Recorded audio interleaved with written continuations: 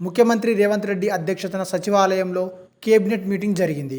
ఈ సమావేశంలో తెలంగాణ కేబినెట్ పలు కీలక నిర్ణయాలు తీసుకుంది.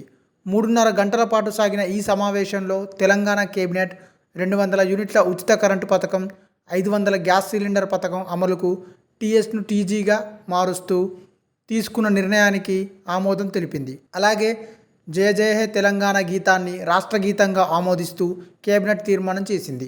అదేవిధంగా తెలంగాణ తల్లి విగ్రహం రాష్ట్ర చిహ్నంగా కూడా మార్పులు చేయాలని కేబినెట్ నిర్ణయం తీసుకుంది. గ్రూప్ 1 ఉద్యోగ పోస్టులకు మరో 160 అదనపు పోస్టులు కలిపి రీనోటిఫికేషన్ చేయాలని కేబినెట్ నిర్ణయం తీసుకుంది. ఈ నెల 8 నుంచి తెలంగాణ అసెంబ్లీ బడ్జెట్ సమావేశాలు ప్రారంభం కానున్నాయని తెలిపింది. అసెంబ్లీ సమావేశాల సమయంలో 200 యూనిట్ల ఉచిత కరెంటు పథకం, 500 గ్యాస్ సిలిండర్ల పథకం ప్రారంభించనున్నారు. కులగణన చేయాలని కూడా కేబినెట్ నిర్ణయించింది.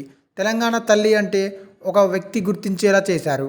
అందుకే తెలంగాణ తల్లిలో కొన్ని మార్పులు చేయాలని నిర్ణయించామని రాష్ట్ర మంత్రి పొంగులేటి తెలిపారు.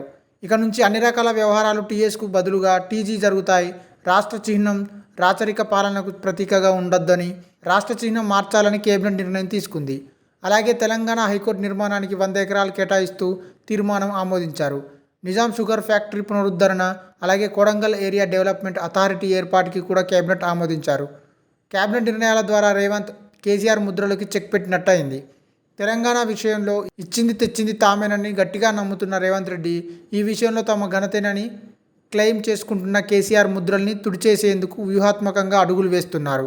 కేసీఆర్ తన రాజకీయ అవసరాల కోసం టీఆర్ఎస్ పేరులో తెలంగాణను తీసేశారు. రేవంత్ రెడ్డి మరింత వ్యూహాత్మకంగా తెలంగాణలోనే కేసీఆర్ ముద్రల్ని లేకుండా చేసేందుకు వ్యూహాలు సిద్ధం చేసుకున్నారని తెలుస్తుంది. ఈ వీడియో మీకు నచ్చినట్టయితే లైక్ చేయండి, షేర్ చేయండి, కమెంట్ చేయండి, సబ్స్క్రైబ్ చేయండి.